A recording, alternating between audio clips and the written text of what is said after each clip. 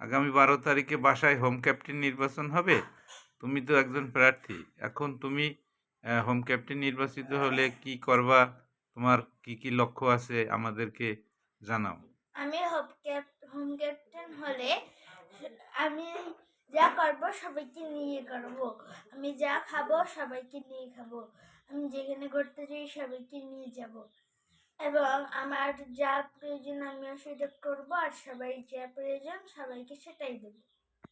তাহলে আপনি বাসার জনগণের কাছে ভোট চান কিনা? হ্যাঁ, সবাই আমাকে ভোট দিয়ে নির্বাচিত করবে। রাফিয়া, তাহলে হোম ক্যাপ্টেন নির্বাচনের বিষয়ে তুমিও তো প্রার্থী। এখন তোমার কি আগামীতে তুমি পরিকল্পনা কি সেগুলো বলো। আমি যদি হোম ক্যাপ্টেন হই তাহলে আমি আমার ফেভারিট খাবার খাবো।